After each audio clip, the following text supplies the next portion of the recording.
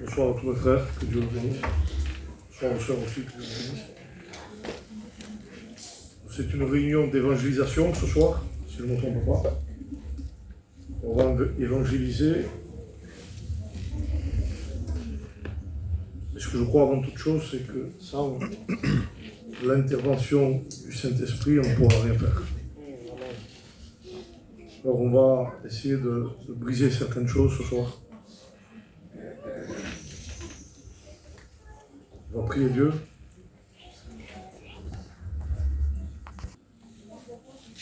Je prends plus à cœur les réunions d'évangélisation que les autres, dans le sens où le besoin est urgent.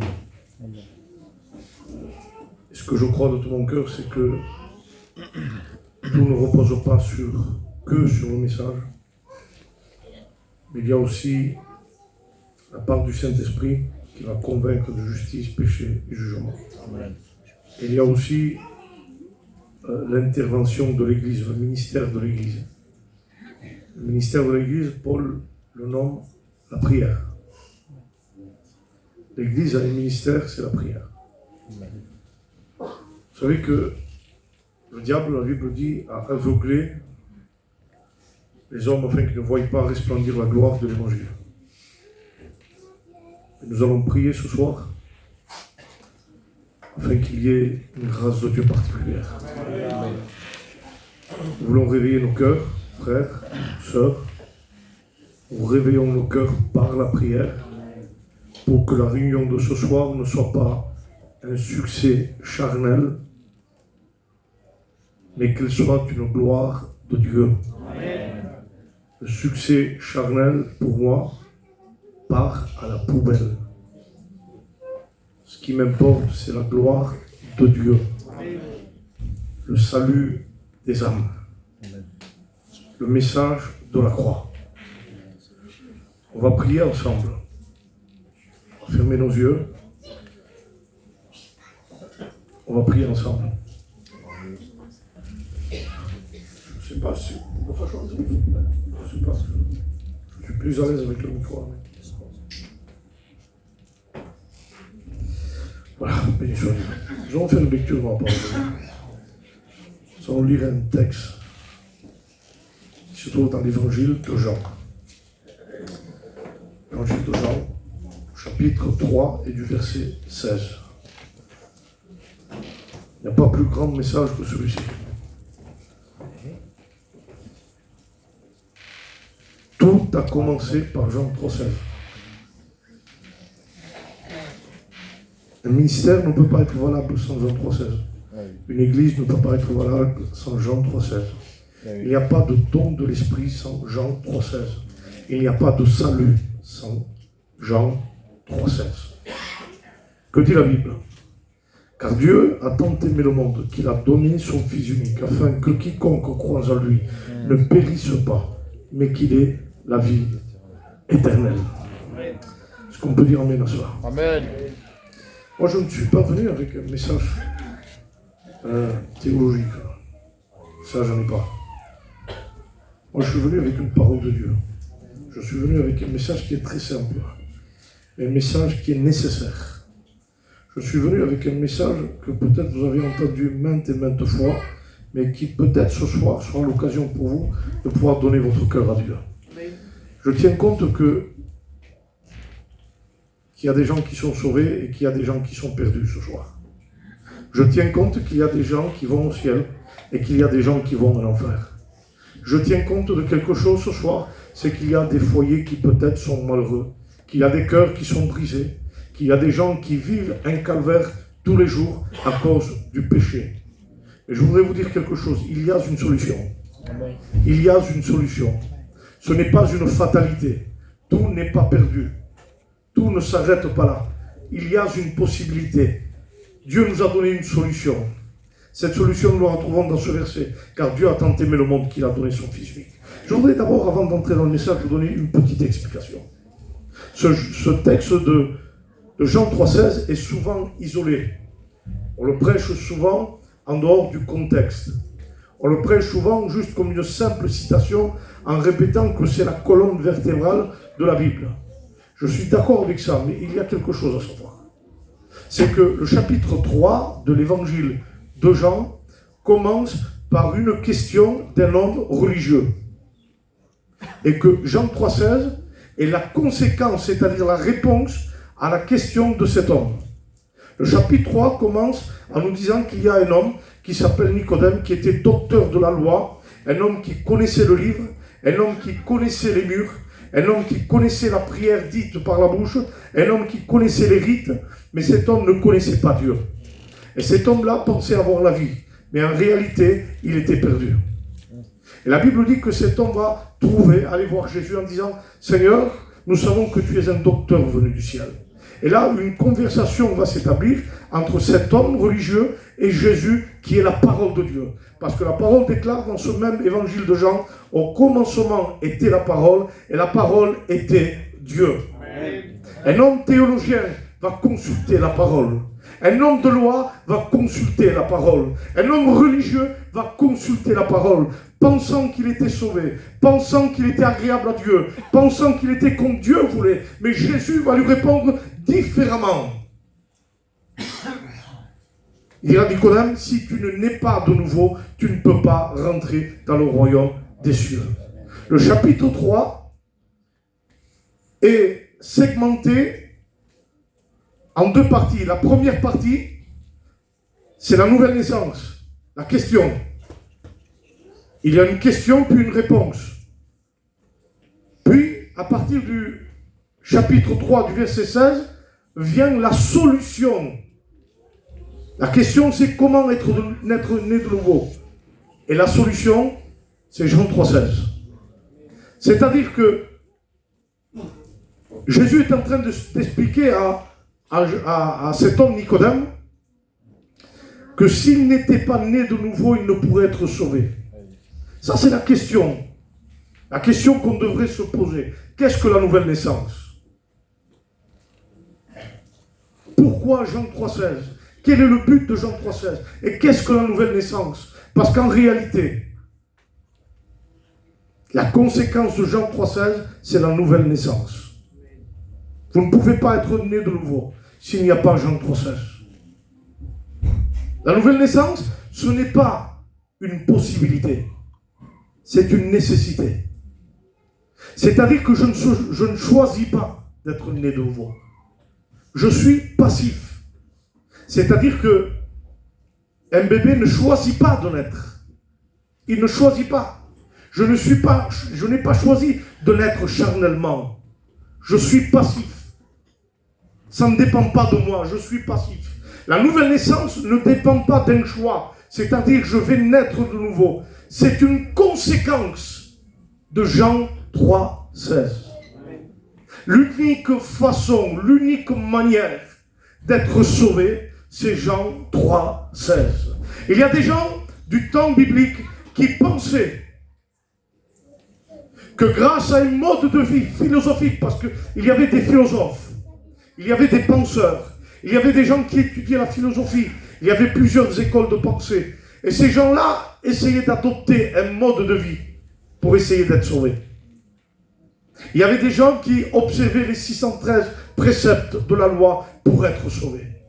Il y a des gens qui essayaient d'être sages pour être sauvés, croyant que la sagesse pouvait les sauver et pouvait les amener à Dieu. Il y a des gens qui offraient des sacrifices à des idoles, pensant être sauvés, pensant obtenir le salut, pensant obtenir le pardon de Dieu grâce à des sacrifices idolâtres. Mais aucune de ces solutions ne peut donner la vie éternelle. Ce n'est pas une façon de penser. Ce n'est pas parce que tu penses bien que tu es sauvé. Ce n'est pas parce que tu es une bonne personne ou un bon gitan que tu es sauvé. Ce n'est pas parce que tu vas faire un don à l'église, un don d'argent que tu es sauvé. Ce n'est pas parce que tu te prosternes devant Marie que tu vas être sauvé. Ce n'est pas parce que tu adoptes un mode de vie simpliste que tu es sauvé. Ce n'est pas parce que tu fais du bien autour de toi que tu es sauvé. Cela ne sauve pas. Ce qui sauve, déclare la parole, Car Dieu a tant aimé le monde qu'il a donné son Fils unique, afin que quiconque croise en lui ne périsse pas, mais qu'il ait la vie éternelle. C'est la solution au péché, la solution à la condamnation, la solution à l'enfer. Ce n'est pas un mode de vie, ce n'est pas une pensée, ce n'est pas une philosophie, mais c'est l'acceptation du don du Fils. Jean 3,16, c'est la révélation du plan rédempteur.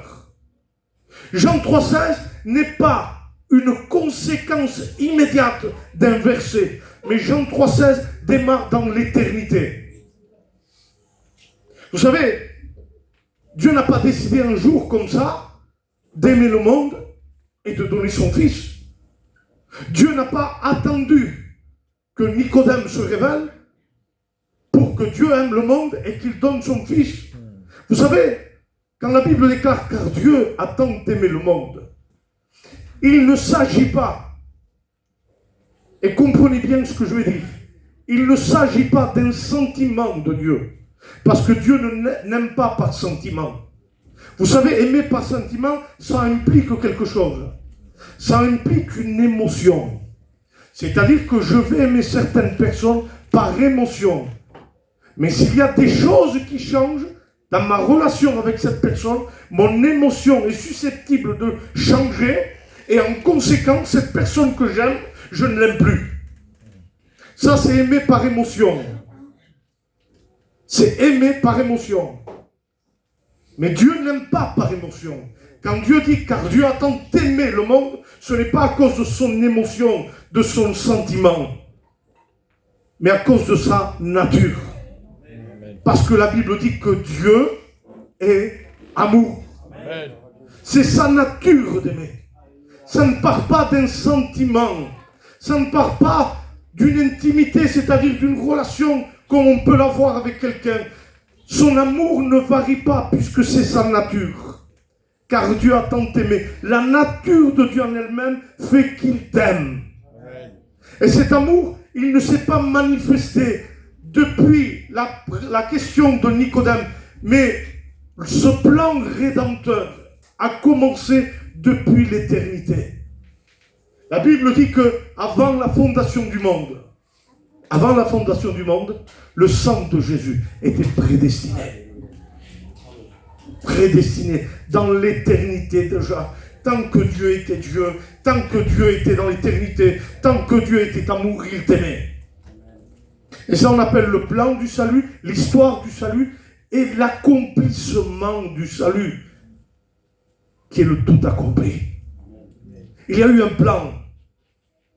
Le plan du salut. Il y a eu une histoire de salut. Les hommes essayaient de se sauver par des sacrifices, par des rites, par des prières. Mais il y a eu l'accomplissement. C'est le don du Fils. Car Dieu a tant aimé le monde qu'il a donné son Fils unique. Pourquoi Dieu a dû donner son Fils? Parce que tout simplement, l'homme qui n'est pas né de nouveau, la Bible déclare que l'homme, à cause du péché, a été déchu par sa nature adamique. L'homme est pécheur et privé de la gloire de Dieu. L'homme a été créé selon l'image de Dieu, mais le péché a fait en sorte que cette nature, écoutez bien, cette nature de l'homme qui était sauvé a été déchue à cause du péché. Spirituellement, l'homme est mort. Et cela implique quelque chose. Une résurrection. Une résurrection. Excusez-moi du mot. Un animal qui est mort, on ne le soigne pas. Un animal qui est mort, on ne le guérit pas. On ne l'amène pas à l'hôpital. On n'appelle pas le 18 pour qu'il vienne le réanimer. Un animal qui est mort a besoin de ressusciter. La mort implique résurrection. Voilà pourquoi on ne soigne pas les âmes perdues avec des moyens qui ne sont pas bibliques. Voilà pourquoi les rites, la sagesse, les cultes religieux, les cultes païens ne suffisaient pas. Parce que la Bible dit que l'homme est mort spirituellement et il avait besoin d'une résurrection. La nouvelle naissance. Et cette nouvelle naissance, on l'obtient par une seule chose, une seule condition, l'acceptation de la rédemption du Christ.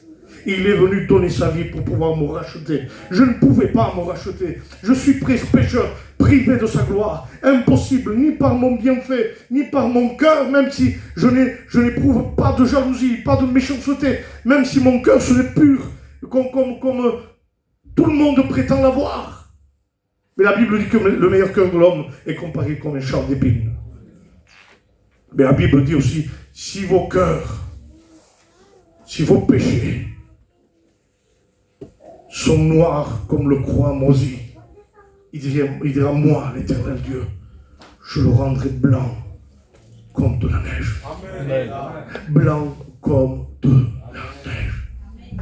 Vous savez, le cramoisi, c'est une couleur rouge tellement ça ressemble à du sang, mais très foncé.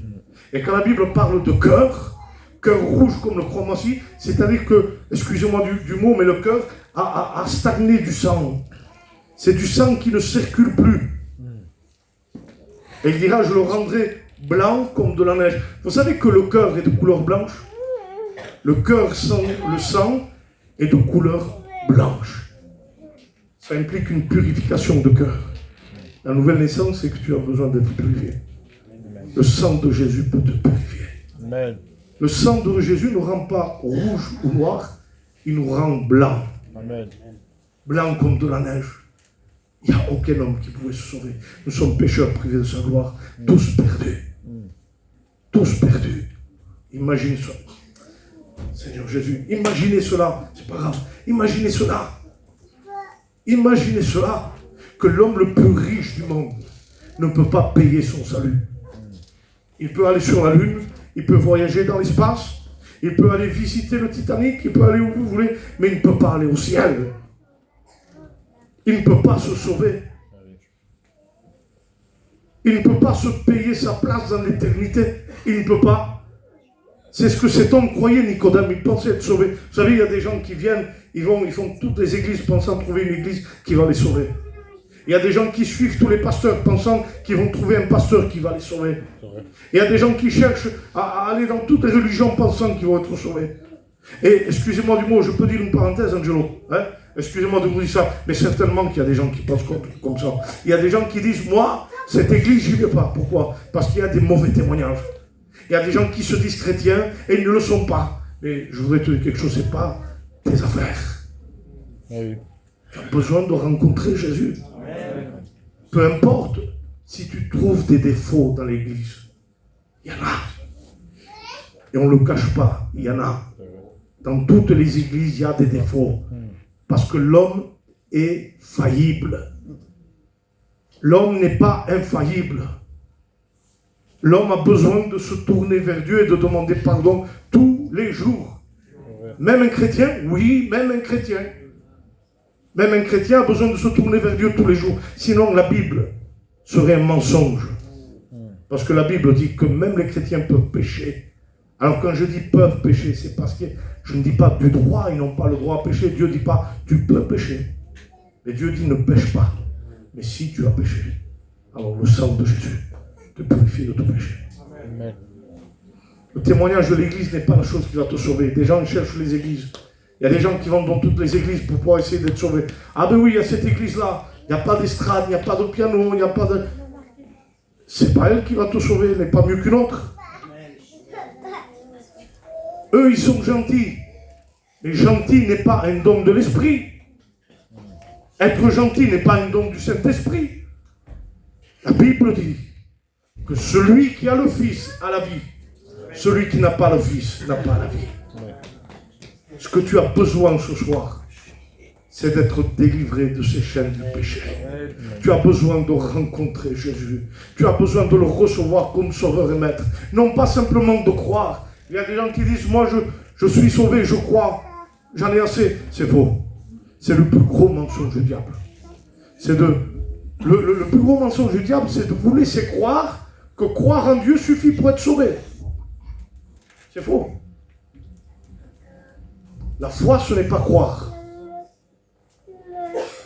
Vous savez ce qu'est la véritable conversion, la véritable repentance? C'est un don de Dieu. La foi salvatrice est un don de Dieu. C'est-à-dire que moi, par ma nature adamique, parce que je suis un homme pécheur privé de sa gloire, par la prévalation de l'homme, je ne peux pas faire le bien. Je ne peux pas être sauvé. Parce que je suis pécheur et privé de sa gloire. Ma nature adamique m'empêche d'avoir la foi. Voilà pourquoi la foi est un don de Dieu. La foi vient de ce que l'on entend. Ce que l'on entend est la parole de Dieu. C'est un don, la foi. C'est-à-dire que Dieu te donne la capacité de pouvoir croire réellement en lui. De toi-même, tu ne pourrais pas. Mais c'est un don, la foi. La grâce est un don. Voilà pourquoi croire en Jésus, réellement, c'est mettre sa foi en lui. C'est-à-dire d'accepter son appel à la repentance. Seigneur, qu'est-ce que c'est la repentance? J'accepte ton appel. Si aujourd'hui tu entends sa voix, n'endurcis pas ton cœur. Si aujourd'hui tu entends sa voix, n'endurcis pas ton cœur. J'entends le message de Dieu.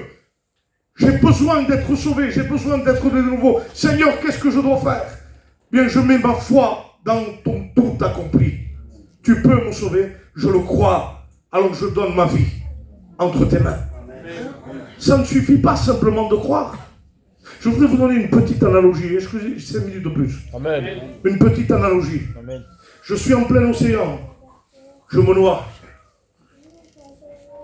Et je vois quelqu'un qui passe, un bateau, qui va me jeter une bouée. J'ai conscience que je vais mourir. Mais j'ai aussi conscience que cette bouée peut me sauver. Donc je crois, je suis sûr, je crois que sans une aide, je meurs. La seule façon de me sauver, c'est cette bouée. Ça, c'est croire. On croit à la situation existante. Dieu existe, oui. Je suis sauvé. Je suis perdu, oui, je le crois. Dieu sauve, oui, je le crois. Ça, c'est de croire. C'est de croire à la situation présente. Mais ça ne sauve pas. Parce que regarder la bouée ne sauve pas. Croire que la bouée peut me sauver ne sauve pas. Maintenant, qu'est-ce que la foi? La foi, c'est je crois, alors je mets en action cette foi. C'est-à-dire que j'attrape cette bouée. Cette bouée qui m'est lancée pour me sauver, je la prends. Ça, c'est la foi. C'est la confiance que j'ai en cette bouée pour me sauver. Ça, c'est la foi. Ne crois pas simplement que Jésus est mort et ressuscité et qu'il peut te sauver. Il faut mettre en action cette foi. C'est-à-dire, Seigneur, tu peux me sauver. Alors si je crois que tu peux me sauver, alors je mets en action ma foi. J'accepte ton appel. J'accepte cette bouée. Je veux être sauvé. Je m'accroche à toi. J'accepte ta parole. Seigneur, je mets ma confiance en toi et je vais prendre en compte ton tout accompli. Tu as tout accompli, le don du Fils de Dieu pour me sauver. La Bible dit que Dieu a tant aimé le monde qu'il a donné son Fils, afin que quiconque croise en lui, c'est-à-dire quiconque met en action sa foi dans le sacrifice de Jésus, peut être sauvé. Amen. Quelle est la conséquence d'attraper cette bouée? Quelle est la conséquence d'accepter Jésus? Quand j'accepte le Seigneur dans mon cœur, il y a une action du Saint-Esprit initiale dans ma vie pour le salut, c'est-à-dire que le Saint-Esprit rentre dans ma vie, il est en train de me régénérer. Tite 3,5, première lettre des Hébreux de Corinthiens au chapitre 12 verset 13, l'action du Saint-Esprit dans mon cœur qui va permettre de me baptiser intérieurement. On appelle cela la nouvelle naissance. L'action initiale salutaire du Saint-Esprit. Sans attraper cette bouée, je ne peux pas être né de nouveau. Sans attraper cette bouée, je ne peux pas sauver. Ne croyez pas simplement. Mettez votre foi en lui. Amen. Mettez votre foi en lui. Acceptez. Lorsque vous acceptez, le Saint-Esprit vient en vous. Vous êtes purifié de tout péché. Vous êtes rempli du Saint-Esprit. Vous êtes né de nouveau. Et la Bible dit quelque chose. Que si avant, vous étiez perdus, des enfants de colère, la Bible dit quelque chose. Quand vous acceptez Jésus dans votre cœur, votre nom s'inscrit dans le livre de vie. Amen. C'est-à-dire que toutes choses sont nouvelles. Les choses anciennes sont passées. Amen. Tes angoisses, passées. Mais comment, Seigneur? Est-ce qu'un chrétien n'a pas d'angoisse? Oui, des fois, ça peut arriver. On peut avoir des angoisses. Jésus avait des angoisses, mais pas l'angoisse d'être perdu. Pas l'angoisse d'être perdu parce qu'il y a des gens qui n'arrivent pas à fermer les yeux parce qu'ils ont peur. La peur disparaît. Et là vient cette paix dans mon cœur. Je vous donne ma paix, non pas comme le monde la donne. Vous tous qui êtes chargés et fatigués, venez à moi et je vous donnerai du repos. Vous tous qui vivez dans les ténèbres, vous tous qui avez besoin de lumière, venez à moi car je suis la lumière du monde. Il y a de la solution ce soir. Il y a une solution qui t'est proposée pour te délivrer de tes péchés, pour te purifier de tes péchés et pour te sauver, afin que tu sois né de nouveau et afin que ta vie soit une vie conforme à ce que Dieu veut, parce qu'il revient bientôt. La Bible dit quelque chose. Tous ceux qui n'auront pas accepté Jésus seront perdus pour l'éternité. Tous ceux qui n'auront pas accepté Jésus, la Bible dit quelque chose. C'est biblique ce que je dis. Vous ne pouvez pas passer à côté de ça. Vous pouvez le lire dans le psaume 83. Toutes les nations sont en train de se lever contre Israël. C'est le début des signes. Nous ne passerons pas par la grande tribulation ni par la tribulation, mais nous verrons déjà les signes. Quand vous entendrez parler de guerre et de bruit de guerre, préparez-vous, car la fin est proche. Il revient bientôt, que dit la Bible? Qu'au son de la trompette de Dieu, à la voix de l'archange, les morts en Christ ressusciteront. Et nous, vivants, nous partirons à la rencontre de Dieu. Nous passerons cette année dans le ciel pour célébrer les noces de l'agneau, pendant qu'ici, il y aura 7 années de tribulation. Il y aura la tribulation, la grande tribulation, la lipsis et la mégalipsis. Mais nous, l'Église, ceux qui ont accepté Dieu, ne seront pas dans la souffrance, pas dans la peur, pas dans l'angoisse, mais dans l'éternité. Amen. Quelle grâce de Dieu! Quelle grâce de Dieu! Car Dieu a tant aimé le monde qu'il a donné son Fils unique, afin que quiconque croit sur lui ne périsse pas, mais qu'il ait la vie éternelle. Mon ami, que tu sois jeune, plus vieux que moi, que tu sois un ami ou une amie, que tu fasses les 400 coups, que tu sortes, tu boives, excusez-moi s'il y a du deuil, que tu fraudes, que tu as un travail peut-être qui n'est pas la gloire de Dieu, peu importe ce que tu fais, cela ne donnera pas de repos dans ton cœur. Tu as besoin ce soir immédiatement de venir à lui. Amen. Immédiatement, tu as besoin. Immédiatement. Il y a une urgence ce soir. Il revient bientôt. Il revient bientôt. Il n'y a plus de condamnation pour ceux qui sont en qui? Amen. Amen. Excusez-moi, je sais que c'est une réunion d'évangélisation. Mais la Bible ne dit pas qu'il n'y a plus de condamnation pour ceux qui sont vie lumière, ou les ADD, ou Philadelphia, ou ci, ou ça. Non, c'est pas ça. La Bible dit qu'il n'y a plus de condamnation pour ceux qui sont en Christ. Seigneur, qu'est-ce que je fais? Excusez-moi, il y a Jonathan, c'est un homme de Dieu, qui a un témoignage extraordinaire, je vous le dis, vraiment. Donc je vais prendre exemple sur lui parce que je sais que ça ne va pas l'affecter. Mais je vous dis, c'est pas... Voilà. Je ne viens pas à la réunion. Pourquoi? Parce que c'est le pasteur, c'est Jonathan. Je ne viens pas parce qu'il y a Jonathan qui prend la Sainte Seine. Je ne viens pas parce qu'il y a telle sœur qui prie, mais qui en réalité vit. Je ne sais pas pourquoi je te dis ça, mais je te dis la vérité. Tu penses souvent des choses comme ça. Et c'est ce qui t'empêche de venir à Dieu. Nous sommes infaillibles. Nous sommes faillibles. Et excusez-moi de vous dire ça. Celui qui vit dans le péché ou qui s'amuse avec Dieu rendra des comptes à Dieu. Il n'a pas besoin de toi pour le faire. Tu n'es pas son juge et tu n'es pas meilleur que lui. Que cela ne soit pas un empêchement pour venir. Je ne parle pas de cette église. Je ne connais personne dans cette église. Je connais quelques frères, mais je ne connais pas l'état de l'église, je le sais. C'est juste ce que je dis toujours là où je prêche.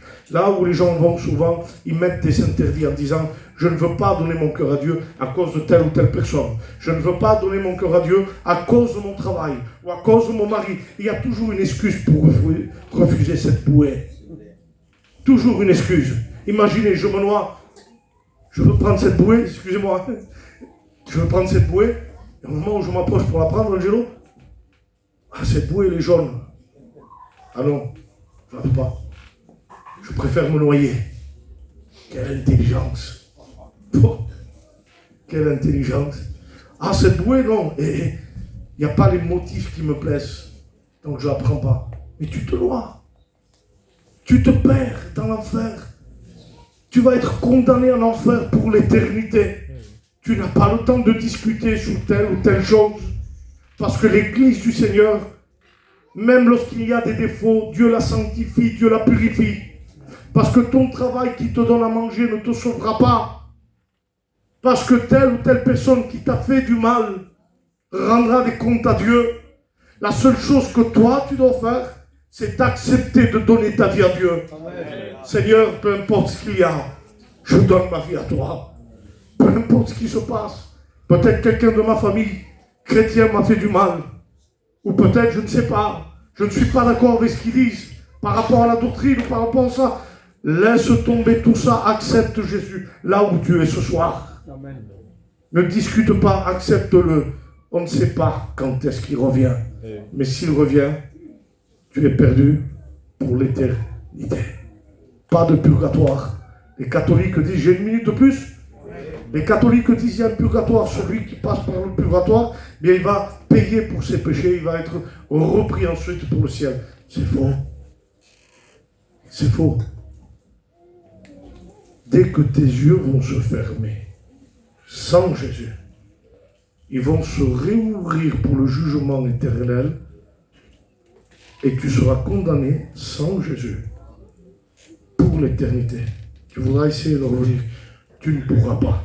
Un jour, 2 jours, 1 mois, 2 mois, 1 an, 2 ans, 10 ans, 200 ans, 1000 ans, pour l'éternité. Trop tard. Tandis que nous, chrétiens, avec plein de défauts, plein de manquements, j'ai pas que de qualité. J'ai plus de défauts que de qualité. Des fois je pêche, je demande pardon à Dieu. Des fois je me trompe, je demande pardon à Dieu. Mais que dit la Bible? Que le sang de Jésus me purifie de tout péché. Et que quand il va revenir, mon corps va être pris, il va ressusciter. Si de mon vivant, il va être transformé. Si je suis mort, quand il reviendra, il va me ressusciter, puis il va me transformer. Et je vais partir avec lui pour l'éternité. Pour l'éternité. Même si vous êtes jeune. Moi j'ai le temps, tu n'as pas le temps, c'est faux. C'est faux, tu n'as pas le temps. Oui, mais moi j'ai des projets, tes projets sans Dieu ne valent rien. Moi j'ai parlé avec des gens qui avaient tout. Des gens qui étaient très riches, Angelo. Et quand je dis très riche, c'est très riche. À tel point où pour eux, s'acheter une voiture à 300 000 à 400 000 euros, c'était comme s'acheter une petite Skoda à 300 euros. C'était la même chose. Et moi, je préfère la petite Skoda à 300 euros et avoir le salut, qu'une voiture à 300 000 euros qui va me mener à l'enfer. Les gens qui avaient beaucoup d'argent, beaucoup de succès, qui passaient à la télé, des gens qui étaient millionnaires, des gens qui avaient tout, devenir malheureux du jour au lendemain. Ils avaient des beaux projets, mais ils ont tout perdu. Le meilleur des projets que j'ai à te proposer, c'est d'être sauvé. Dieu peut te sauver. Qu'est-ce que tu dois payer? Rien. Il a payé pour toi. Pour moi, oui, pour toi, il a payé pour toi. Qu'est-ce qu'il a fait? Il est monté sur la croix de Golgotha. On l'a frappé, on l'a humilié, on lui a craché dessus. Mais c'est pas le plus pire. C'est pas le plus pire. On lui a transpercé les mains, son côté. On l'a fouetté. On lui a arraché sa barbe. Mais c'est pas le plus pire. C'est pas ça. On lui a mis des coups de poing. On est en train de voiler son visage, on le frappait, on disait, devine qui t'a frappé. Mais c'est pas le plus pire. Vous voulez savoir quel est le plus pire, la chose la plus grande qu'il a faite? Il a porté tes péchés, lui qui était saint. Il a porté tes péchés, lui qui était saint. Et non pas simplement tes péchés, mais le péché de l'humanité. Et la Bible dit qu'il est ressuscité le 3e jour. Ressuscité et monté à la gloire de Dieu, afin de pouvoir présenter son sacrifice. C'est le tout accompli. Seigneur, qu'est-ce que je dois faire? Rien. Il est monté. La Bible dit qu'il a traversé un sanctuaire plus excellent que celui qui était sur la terre. Il s'est approché vers Dieu le Père. il a dit, ça y est, voici mon sang.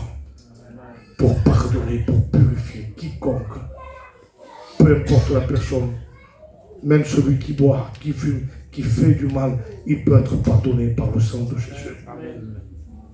Alors ce soir, je n'irai pas plus loin. Simplement, je vais faire l'appel. C'est un message simple ce soir. Très simple, mais d'une grande valeur. Il faut que tu sois sauvé. Ne reste pas comme tu es. Ne reste pas. Ta jeunesse ne te sauvera pas. Ta sagesse ne te sauvera pas. Le sang de Jésus purifie de tout péché. On ferme nos yeux. Pas fermer nos yeux. Je voudrais faire un appel si vous le permettez. Je voudrais faire quelque chose en collaboration avec mes frères. Les frères, on va prier. On va prier qu'il y ait une action de Dieu ce soir. Que le Saint-Esprit touche les cœurs. Qu'il y ait une action de Dieu. Que vous soyez convaincus de justice, de péché et de jugement. Je voudrais faire un appel pour celui qui a compris le message de Dieu. Celui ou celle qui voudrait accepter Jésus. Lève ta main de là où tu es. Alors oui, mais ce n'est pas un système. Que Dieu vous bénisse, frère. Restez avec vos mains levées si vous pouvez, parce que je voudrais prier pour vous. Oui, je sais, Dieu ne va pas sauver votre main, mais ça on le sait déjà. Mais l'apôtre Paul dit, moi je souhaite que tous les hommes lèvent la main vers Dieu et qu'ils invoquent Dieu. Alors élève ta main et invoque Dieu. Et dis-lui ce soir, Seigneur Jésus, pardonne-moi. Seigneur Jésus, pardonne-moi. Je te demande pardon ce soir. Vous savez pourquoi dans l'Ancien Testament on levait nos mains? Vous savez pourquoi Paul dit qu'il fallait lever nos mains? Alors ce n'est pas quelque chose de magique, c'est un signe de sincérité. C'est un signe de sincérité en disant, Seigneur, je suis sincère ce jour. Je lève ma main, je suis sincère. Et je dis, Seigneur, regarde, je ne te cache rien. Je te montre mes mains, je ne te cache rien, je suis sincère. Alors ce soir, s'il y aurait quelqu'un de sincère qui voudrait accepter Jésus, lève ta main où tu es. Parce que derrière cette main, il faut un cœur convaincu de justice, péché et jugement. Est-ce qu'il y aurait encore quelqu'un qui veut accepter Jésus dans toute la sincérité et la simplicité? Tu n'as pas besoin de formule magique, tu n'as pas besoin de te condamner ce soir, parce que la Bible dit que si ton cœur te condamne, Dieu est plus grand que ton cœur. Si ton cœur veut t'amener en enfer, Jésus veut t'amener au ciel. Est-ce qu'il y aurait encore quelqu'un qui veut accepter Jésus? Est-ce qu'il y aurait encore quelqu'un? Dieu te voit, que Dieu te bénisse. On va faire quelque chose maintenant. J'ai la liberté, Angelo. J'ai la liberté avec le frère. Vous voyez, cette église, c'est un peu comme l'église, je viens souvent. Et on va faire quelque chose. Je vois des sœurs avec des fouloirs. Priez, s'il vous plaît. Le fouloir sert à prier. Ferme tes yeux, prie. Mes frères nés de nouveau, qui ont le souci des âmes, priez. Serviteurs de Dieu, prions pour les âmes ce soir.